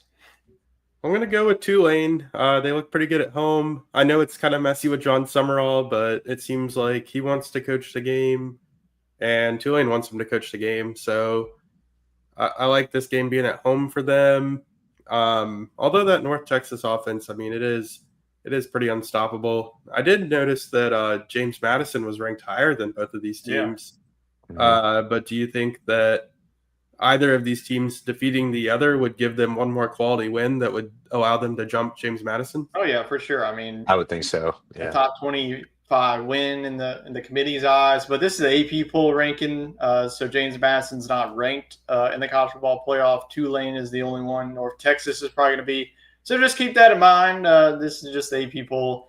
If I'm going to go Tulane, though, this quarterback matchup is going to be insane. It's probably going to be the first of 40, maybe even 50, the way that North Texas's offense has been operating. But I just think that this game beating New Orleans is going to mean a little bit too much for Tulane. It is going to be a close one, but I will go the Green Wave, and Chet also going, obviously, the Louisiana boys. Surprised with that. Tulane. Yeah. So, Chris, you're going to be the lone Mean Green. We'll see if that works out for you. Yeah. That's going to be a hell of a game. I'm definitely going to be tuning into that one. Now let's move on to our Saturday games. The Mountain West Football Championship. Guess they don't have a sponsor. I guess they're too poor of a conference. Well, this one, if you've been looking, they had 6 teams tied to get into a spot. It was between New Mexico, UNLV, Boise State, a couple of other teams, but UNLV 10-2, Boise State 8-4, and Boise State just finds a way to make it to the Mountain West Championship. I expected UNLV, especially with Dan Mullen, that offense. But Boise State, we saw this matchup, and it wasn't close. Boise State put up 56 on the blue turf. So you know what happens when the road team comes in Albertson Stadium. They don't walk away with a win. So, Chris, are you going to go with the Rebels, or are you going to go with the home team in Boise? Give me the Rebels on the road. All This right. Boise State team has been so inconsistent throughout the Yeah. entire year. They did put up 56 on them, but then their starting quarterback got hurt, and then they put up 24, 7, and 7 the 3 games after that. So I think UNLV can right the ship. Dan Mullen's a great coach. This Boise State team has just kind of been clunky along through a really lackluster Mountain West schedule. If it were up to me, scrap the computers that they picked this game. It should have been New Mexico. That was Give me such a cool UNLV, story. New Mexico, damn it. Yeah. That was such a cool story. But I think Dan Mullen rights the ship. The offense for UNLV has been clicking all year long. I think the defense can kind of stop the running game because that's what they've been doing for the majority of the season. Blue turf is always hard, and we saw this matchup last year, and UNLV was unable to get anything going on offense. But I think this year it's a little bit different. Give me the Rebels. Wait, are you just going to go with the auto lock of Boise, or are you going to go with UNLV to get this done? Well, I'm kind of surprised that we didn't hear Dan Mullen's name in our coaching carousel discussion, especially with his SEC ties. And I think he's done a nice job with this UNLV team. Maybe he's an outside candidate to take one of the American jobs with Memphis or Tulane, 2 teams that have a lot of money in the South, if he wants to return to the region and better fit himself for an SEC job. But that's besides back to Mississippi State. That's all that's going to happen. Yeah, I mean, it could be next year. They kind of seem lost. So that would be a full circle moment. But I like Boise State at home. I mean, it's just like rinse and repeat. We see this almost every single year. It is one of the more iconic atmospheres. It gets cold this time of the year. UNLV plays at home in a dome, so now they got to go play in like really bad weather probably in Boise. So I'm just going with Boise for the hell of it. Yeah, I was going back and forth on this one. I think I'm more high on UNLV than I am on Boise. Like Chris said, they've been up and down roller coaster. I mean, they got blown out in the first game of the season. South Florida won that 135-7. Then they went to South Bend. You know what happens when a team goes to that place. But I just can't get over the fact that this UNLV team let up 56. This UNLV defense, I think, is what's going to be lacking for them. I think the offense is going to be there. It's going to be probably another high-scoring game that we're going to see once again here. But I'm going to go with Boise. I just can't pick against them when they're on the blue turf. Chet, I guess, is going to agree with that. So we're flipping back to 07 season. We're going to go all Boise. Chris, once again, on an island. But that worked. Hey, that worked out for me last week. Chris knows his Mountain West football, though, so I'm a little concerned. I wouldn't be too alarmed that you're the lone one. I honestly think, in my opinion, you would rather be on the island, just have a clean sweep. Now let's move on to the next conference championship, the Edward Jones Big 12 football. I feel it's like they've been the Dr. Pepper and who knows what at this point. But this is going to be a phenomenal matchup between 2 really perennial powers. Number 11, BYU versus number 5, Texas Tech. Now, Kalani Sitake has been the talk of the town to be the next head coach at Penn State. So maybe his mind is starting to go to a different direction. But we saw this matchup a couple of weeks. It wasn't close. Texas Tech blew the doors off of BYU in Lubbock. Does that change here, or do you go with BYU? I don't think this changes too much. And I didn't think that before the Kalani Sitake rumors started, and I am leaning more into that opinion after hearing them. I think that it'll be a little bit closer, considering that it is neutral site. And is it really a neutral site, though? It's not really a neutral site, but it's controlled in a dome. There's going to be, I would guess, 30%, 40% BYU fans. They do travel. I think Texas Tech is an absolute juggernaut this year, and their defense is so rigid and strong. Their running game has developed. Baron Morton has been very, very quality when you needed him to post his injury in the middle of the season. I think Texas Tech wins this one. I'm going to guess between 10 to 17 points, maybe like a 31-17 or something like that. Bear Bachmeier is a cool story, and BYU has been a really good team for such a long time, and Kalani Sitake deserves his credits. But I think Texas Tech is just too much, and will stifle them pretty good in Jerry World, right? Yep, still in jury world, even though he's in Arkansas alone. Let's just keep having it in jury world. But Texas Tech or the Fighting Mormons, Wade? Well, I think right now BYU would be in the playoff, but with a loss, I think they're out. Um, Especially with how the first game went. So it's a winner you're in situation for BYU most likely. But I agree with Krish. I think Texas Tech is just too good overall. I think the defense is one of the tops in the country.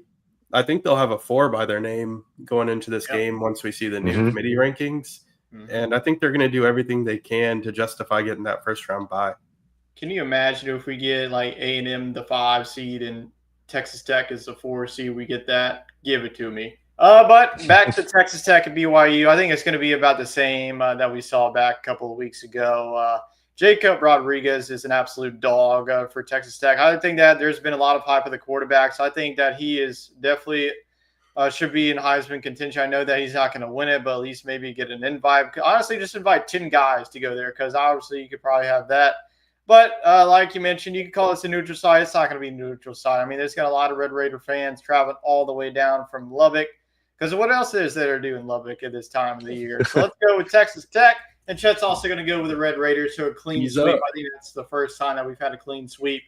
And then it comes in the Big 12 championship. Chris, when's Baylor going to be in this mix? Because I know they've been down the past couple of seasons. What do you think the outlook is for the Bears? Outlook is not very good for the Bears.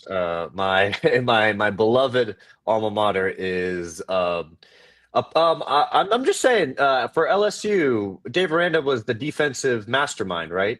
Yes, Right, he like was. that's what he made his name off of. But he was playing with an NFL roster, dude. Yeah. What happened? Yeah, that's exactly what happened. Yeah, Devin White. Yeah, that's Yeah, exactly what happened. I don't know what happened. I think that giving him one more year, though, I think is not where I would have gone. But we will see what happens with Baylor. Yeah. Hopefully, in due time, we could see Baylor get back here and win a Big 12 championship because this has been a wild conference the past couple of years. We thought heading into the preseason it was going to be Kansas State. Look at them; they're 6-6. Utah was in the mix. They finished with 3 losses. This has been wild.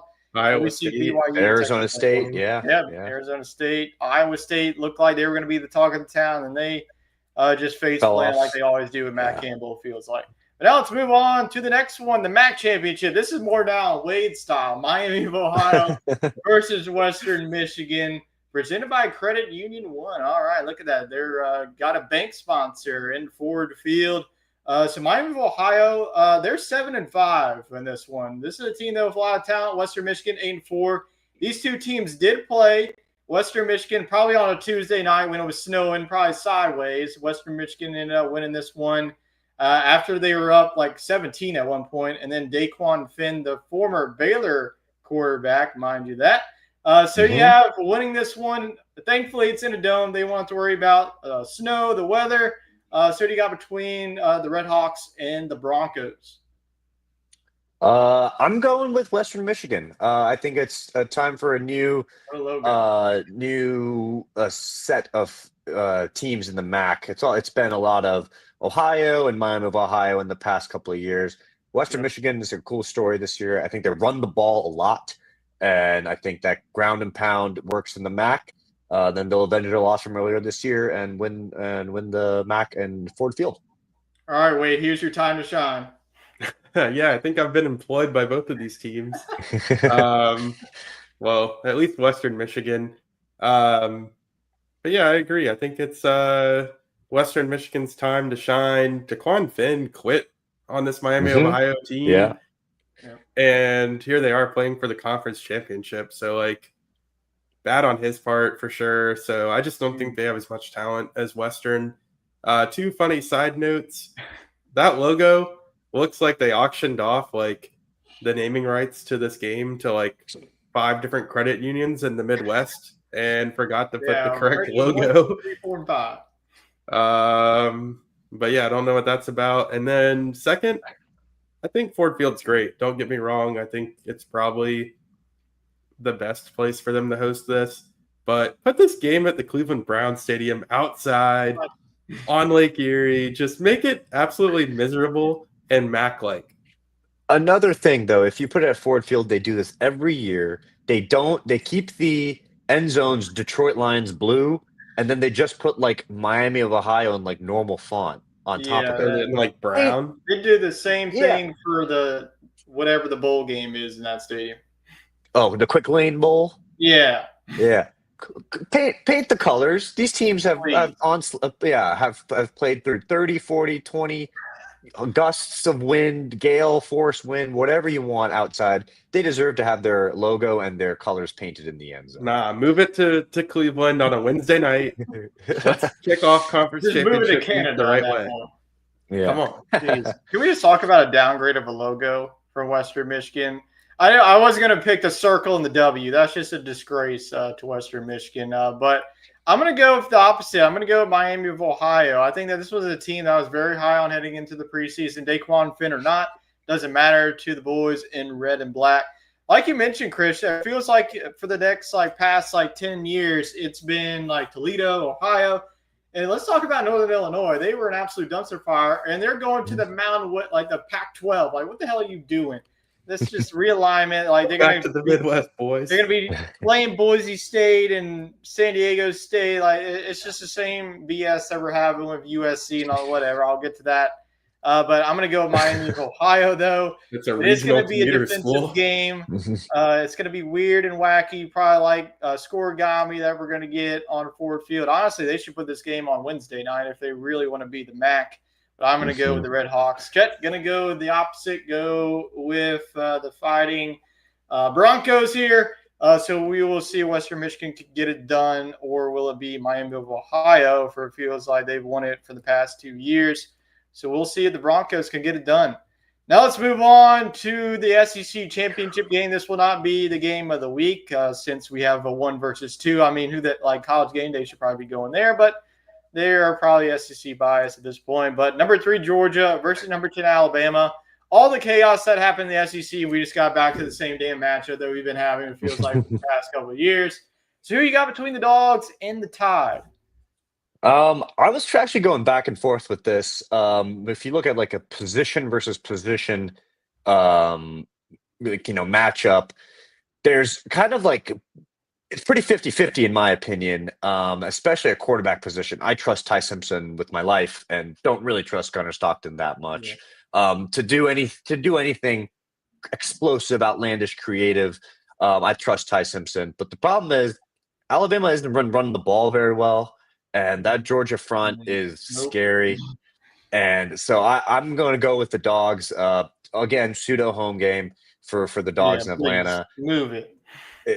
They should move it to wherever whoever isn't Be in on the a SEC, rotation. You can go from New Orleans to Nashville to just do what I don't know. I'm just sick of it being in the same. It's like it doesn't hit as it did. I liked it when it was in the Georgia Dome, but don't put it in Mercedes-Benz Stadium. Like, come on.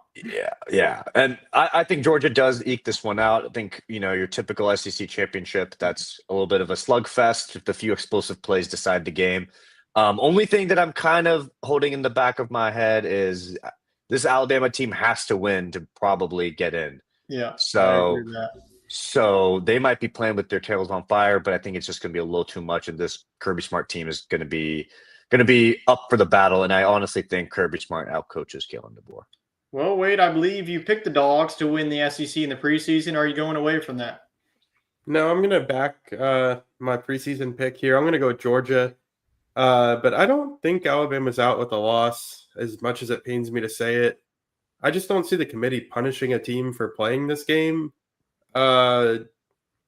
Maybe if Vanderbilt didn't lose directly to Alabama and Texas, you could make that argument, but Alabama still has a lot of top 25 wins. They'll have a win against Georgia as well. Yeah.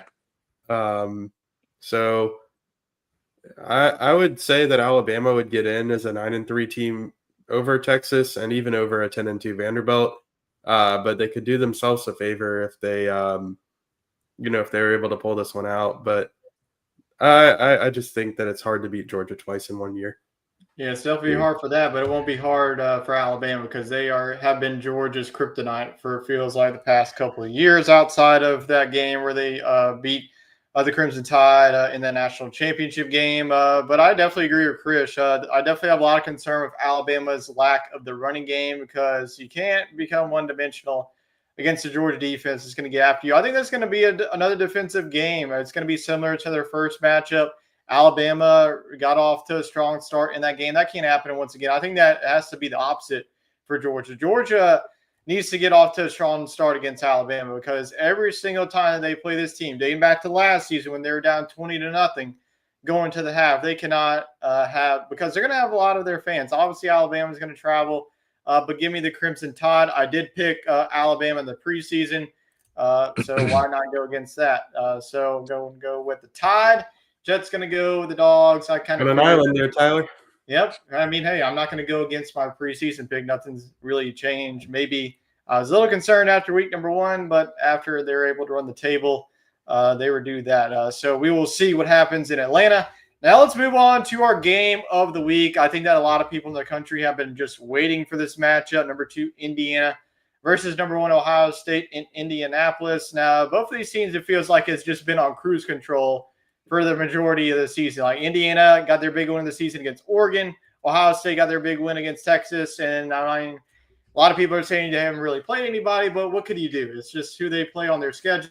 Indiana, Ohio State are very similar. Like they're really good on offense, 2 really talented quarterbacks, probably the 2 Heisman candidates. And whoever wins this game between Fernando Mendoza and Julian Saint is probably going to lock up the Heisman at that point. But last year, we were talking about the same thing. Ohio State blew them out in the horseshoe. So, Chris, do you see that happening again, or do you think that Indiana is going to come to play this time? I think Indiana will probably come to play. I think that Mendoza's talent and intellectual capabilities, as he's shown on throughout the season, is going to be incredible. However, I feel like I trust the Ohio State defense to make a play more than I trust the Indiana defense to make a play. The skill position players for Ohio State also just have a little bit more juice and a little bit more energy on like a game-winning drive or something like that. I feel like if I throw up a fade ball to Jeremiah Smith, it's more likely going to be caught than if I throw it to Elijah Surratt. I think it'll be really close. I think it'll be probably the best game, maybe besides the SEC championship of the slate. Of the conference championships games. They are the 2 best teams by and large. They've been beating everybody by 30 to 50 points. But I think that Ohio State's offense is just a little bit more versatile. They showed the run game against a good defense in Michigan last week. I think it'll be really good. Won't be super duper high scoring, but give me Ohio State winning 31. 24, 27. All right. There's one vote for the Buckeyes. Wade, who you got in this one for the winner of this one's going to get the number 1 overall seed in the playoffs? Yeah, absolutely. And I think that probably the winner of this one would also get a date with Texas Tech in a potential quarterfinal rather than a date with Georgia, That would be exciting. which I think goes a long way. I don't think anybody wants to sign up to play Georgia in a playoff. I don't know if you want to play Texas Tech either. Yeah, but I guess just the inexperience factor could come to play. But yeah, I mean, I think Ohio State's got the more talented squad in this one. But I have a feeling Mendoza is going to make that like Heisman caliber play and just kind of catch Ohio State sleeping a little bit. So I'm going to go with a mild upset here in Indiana. Ooh. I just think that they're number 2, but it just seems like people still aren't talking about this team enough. I think we're just not as familiar with the players' names. Mendoza is probably the only player I can name on that team, which is sad. But they're well coached, and obviously they're playing a really good style of football. So I think they catch Ohio State snoozing just a bit. I don't think they're going to catch them snoozing. Ohio State hasn't won a Big Ten championship since 2020. They checked off their 1 box of beating Michigan, their rival, for the first time in 4 years. They're going to check off another box. And I think that if you were to ask me who's going to win the national championship, I know it's a pretty vanilla pick, but it's Ohio State. I think that they are 1A. They're really just like separated themselves. It's like the gap is just continuing to increase. I mean, this offense is just insane. It feels like they just like find a running back. They lose both Quinshon Judkins and Travion Henderson, and they got a guy named Bo Jackson and CJ Donaldson and like the receivers. Everybody wants to talk about Jeremiah Smith, but Carnell Tate, he would be a wide receiver one on pretty much any team in college football this season. The defense, honestly, had a lot more talent on last year's team. They have just gotten better under Matt Patricia. I think that this is just going to be a statement victory. I think that a lot of people are going to say that Indiana's going to come here playing close. I think Ohio State won this one by 14 plus.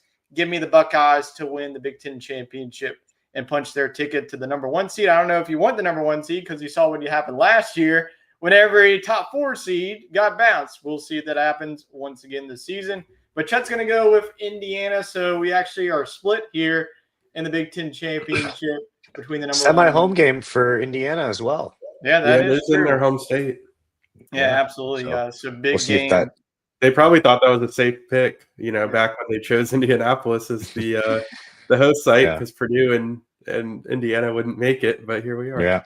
Yep, absolutely. So let's go on now to the ACC basketball championship between Duke versus number 16 Virginia. But with all that being said, Duke 7-5. Yet here they are in the ACC championship against Virginia. I don't think anybody in the world had this matchup in the preseason. Everybody was penciling in Clemson to be there. Well, Clemson got like 5 ACC losses in the first month of the season. We were thinking it was going to be Miami, Georgia Tech. The way that Florida State was looking, nope, it's going to be Duke versus number 16 Virginia. Now, going back to my point of James Madison, why I brought up Duke in this one. Now, if Duke wins the ACC title and James Madison, it would be the Dukes going on to the 12-team playoff, which would make it 2 group of 5 bids, which would just be crazy. You don't even see that in college football 26. But who you got, Chris, between the Blue Devils and Virginia? Whoever wins this one's gonna win their first ACC championship in football in a very long time. Right, and this might have been if you had just put these 2 teams, this would have been like the Belk Bowl in preseason. Like this, I wasn't even remotely thinking of either of these 2 teams. Maybe Duke a little bit, being competitive, but SEC was. Yeah, with Mensa, the ACC was so top heavy going into the year with, like you mentioned, like Miami and Florida State and Clemson and Tech, and even at the end, SMU was great last year, even made a run at it this year, but couldn't do it. I am going to tell you this: I am not picking Virginia. I am picking Duke to lose. Therefore, Virginia will pop up on the screen here. All right. Just for the principle of how conference championships should be decided. Can't have a 7-5 team. There's no way that I could even fathom to put Duke in the position to win an ACC game. But they might just do it. And they lost to UConn, and they got blitzed by Georgia Tech. Lost to Tulane. And the fact that they have the opportunity to do this pains me as a college football fan. But as a college football fan, I have to let the cards fall where they may. I will take UVA. Morris has been a really good quarterback. Tony Elliott's kind of turned this team around this year, but just not a fan of how this has been happening. ACC and Mountain West fixture tiebreakers. That's all I got to say. Yeah, with SMU losing to Cal, I think that this matchup got imploded. Thanks a lot, Cal and JKS. That dude's an absolute dog. Even if he doesn't stay at Cal, I don't think he is going to stay at Cal, especially with a new head coach. Somebody's going to get JKS, and he's going to be an absolute dog. But Wade, going back to this matchup, Duke versus Virginia, who you got in this weird and wacky game? I mean, that's what just has been the ACC this season. Yeah, I'll also take Virginia just to save grace. I think that Virginia is a respectable enough team to be a college football playoff team. But really, come on, let's talk about our options here. We either have Virginia make it as a non-top 12 team, or we have Duke pull off the upset, and then we let in James Madison. And hey, I'd rather James Madison Duke being in it. Yeah, but you let in James Madison and Tulane. Come on, what are we doing? Notre Dame should count as group of 4 at that point and just call it a day. Or Notre Dame should join a conference and make this easier for us. But you're going to leave out. Can we say that Notre Dame's the ACC representative? Are we good? We good Yeah, there? please put Yeah. Vandy in too. And let Miami in, the team that beat them. Yeah, Oh, and yeah, also you really. forgot one We're not wrinkle even to this. respecting head to head. The committee is continuously putting Notre Dame ahead of Miami, even though they beat them in week 1. And that game, honestly, it was close. But if you watch that game week 1, it was not. Virginia lost an additional ACC game, but it doesn't count. Yeah, they lost to NC State. NC State. ACC, my gosh. Yeah. This is just a dumpster fire. But yeah, Wade, do you have any more thoughts before I go? I don't know if you put this in the hot topics, but I'm going to plug it now. I think that all conferences in the college football playoff era should go head to head as first line of tiebreaker for sure on the field results. And then I think every single conference should be mandated to go with the college football playoff ranking as the first tiebreaker or as the second tiebreaker, because that's what decides these teams' fate next week. That's what's going to determine our playoff. So why are we not giving teams that are ranked higher than Duke a chance to fend for themselves? I mean, this is just absurd. Yeah, I'm going to go with Virginia. I just want to see the storyline. I think that this Virginia team, they did have a tough loss past couple of weeks to Wake Forest. They lost that game, like scoring 9 points. I mean, Wake Forest was solid. They would have been more entertaining than Duke. Yeah, I mean, they were 8-4. I think it's very hilarious that Manny Diaz got to the ACC championship before Miami does. I just freaking it's just stories write themselves. But Yeah. I think this is going to be a low-scoring game. Duke, I'm not picking you. You lose to UConn. I mean, if it wasn't even close. I'm just trying to save grace, like both of you said. I want Virginia in the playoff would be a nice story, and I would like to see James Madison. I mean, the more Group of 5, I guess, the merrier. I'm sure a lot of people are, hey, we get to play James Madison in round 1. Good for us. But give me the Cavs. Chet going to go with the Cavs. I'm going to be curious if anybody, like on College Game Day or on Big Noon, picks Duke, because I think a lot of people are going to be riding with the Blue Devils. Is this a Saturday night game? Is this our primetime game? I freaking hope not. I believe this is, yes. Oh, my gosh.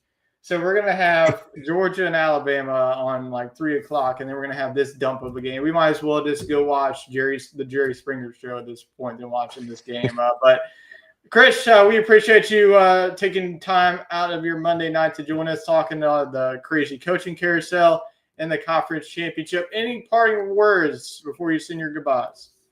No real parting words. Thanks so much for having me on. I'm really curious to see how.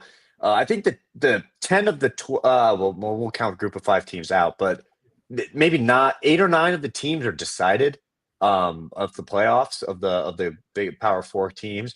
And I think the seeding is going to play a huge factor this year in comparison to last year, because a home game at night in Oregon is going to be different from a home game at Oklahoma. So there's going to be, I think it's going to be really interesting to see how some of these teams get seeded and how the bracket gets built. But really good, I think. Pretty average conference championship slate. I feel like we've had some years that have some absolute bangers. I love that we have a 1 versus 2. We don't get that too often in the regular season pre-playoffs. And I think the SEC game will be pretty interesting to see, because Alabama will try to put a show on to get in. But thanks so much for having me on, and looking forward to hearing the hot topics later. Yeah, absolutely. And we'll definitely continue on with the Dynasty. You gave me everything in that game in Florida and Arkansas, and I guess we will see where everybody will heading in that Dynasty. So we appreciate you taking your time. Enjoy the rest of your Monday night and weekend, and I guess enjoy this slate of ending things off in Duke and Virginia. So I appreciate you taking the time, and we'll catch you later. Thanks, guys. Have a good one. Bye, Chris. All right. All right, we will continue on with the marathon show to hot topics. I think that we pretty much covered pretty much every hot topic at this point. So we'll just breeze through this really quickly. We do have some comments that I do want to get to both on the YouTube and Facebook side. So we appreciate everybody for tuning into the night show. Like I said at the start, this is probably going to be our longest show of the season. So we're going to talk about Kentucky targeting Oregon offense coordinator Will Stein. So I guess we'll breeze through that. Do you have any more thoughts, though, if that hire goes to fruition, Wade, on Kentucky's future with Stein? No, I think that's the right direction. I think it's a direction that a team like Kentucky should take, a team like Arkansas should have taken. And yeah, I think you let them play through the playoff, and then start rebuilding next year and into 2027 as well. All right, let's go on to the next one. The next 3 ones will be surrounding the college football playoff. All right, Wade, you are trying to make a pitch to the playoff committee on Vandy. Make the case for the Commodores and why they should be in the college football playoff. I think they have the most electric player in college football. I think they have the one player that can truly change his team's result that day, and that's Diego Pavia. But on the detriment, they lost to the two teams sitting right beside them in the rankings in Alabama and Texas. So I think that could be their downfall. Yeah, I'm really hoping that Vandy gets in the playoff, but I definitely agree with you. I think that, you would definitely need Alabama to lose, BYU to lose even. And even, I don't know, obviously you can't really root against like a group of 5 because they are going to be. But, I mean, maybe you just need to have Virginia make it to that point. But I hope that Vandy can make it. I just compare it to a lot of these teams. Like, what is Vandy's best win on the season? I think that's what's really going to separate themselves for being left out and then for them being in the playoff. All right, let's go on to the team that beat Vandy a couple of weeks back. That's the Longhorns. Does Texas have any chance at this point, even with a 9-3 record, to make the college football playoff? I think they do because they have potentially the best win on the season. Going into last week, there were 3 undefeated teams: Indiana, Ohio State, and Texas A&M. And Texas took down Texas A&M. So now there's only 2 undefeated teams. Therefore, right now, I think Texas does have the best victory on the season. Of course, the winner of the Indiana and Ohio State game will take that claim this weekend. But I think that vaults Texas into the conversation. Like we talked about during the rankings, I think that we'll see them pop up all the way at number 12, even ahead of Vanderbilt just because of that head-to-head victory. Yeah, I agree with that too. But with the similar thing that we saw of the Ole Miss team last year, they were 9-3. But what was the loss that kept them out? It was that Kentucky loss. I think that Florida loss is ultimately going to be the killer for the Longhorns. I think if they would have ended up winning that game, and even they had to survive in overtime against Kentucky. So I think that's obviously going to matter. They do have a really good resume overall. But I just think that they are going to be left out once all things said and done. I think that Florida loss was just too bad. I mean, Florida, maybe if they would have finished bowl eligibility, but they finished 4-8 on the season. That's just not going to cut it. Let's move on now to the final one on Ole Miss's side. I hate that we even have to talk about this because we talked about it with Florida State, the Jordan Travis injury. I just know damn well the committee is going to screw them over and send them to a road game. I think Ole Miss, this team deserves, the city of Oxford deserves to host a playoff. This would definitely be a huge boost for the economy of Oxford, even for the fan base to really soak this in because you're not going to get this many times. This would be the first playoff teams because you don't have any pro teams in the state of Mississippi. So overall, though, do you think Lane Kiffin's departure will affect Ole Miss's seeding? I don't think it will too much, other than the fact that Texas A&M is now going to be in that same category. But they were already ahead of Ole Miss, so I don't think you can necessarily view Ole Miss as the best one-loss SEC team. That would go to Georgia or A&M. But I think they're every bit in the conversation for the 3rd best SEC team, and they have the head win over Oklahoma. So I really don't see them falling past the 8th spot, which is the cutoff to host. I'd actually enjoy an Oklahoma and Ole Miss rematch in Oxford for the first round. I think that would be a very competitive game. I think that would be a very fair game. And I think it would be a good spotlight for the SEC. So I think the Rebels are good. I think they'll be 7 or 8. Yeah, absolutely. So it looks like we got a Kentucky fan chiming in here. We got Will Stein. All right, there we go. We got some Big Blue Nation. He was wanting us to mention Will Stein. We ended up getting to that, and we got into that at the end of the show too. Also got my mom also chiming in. Let's see what she said here. Let me sending me the messenger here. So apologies for the delay there. Wonder if the prices for LSU football tickets will go up now. Well, I think you're going to see a lot more season ticket holders. There's going to be some that maybe were on the fence of buying them under the BK era. Wade, I know that you've been a season ticket holder. Are you going to be continuing that, or what do you think about this question? Do you think the prices are going to go up? I think I get one more year under the young alumni program, so that will determine my fate. Oh no. But yeah, I think, like we said, you had to hire somebody that would bring that excitement. You know, there's people talking about giving up their LSU tickets because traffic and parking and all the excuses we've talked about on this show. So you needed to bring the energy back, and I think they did.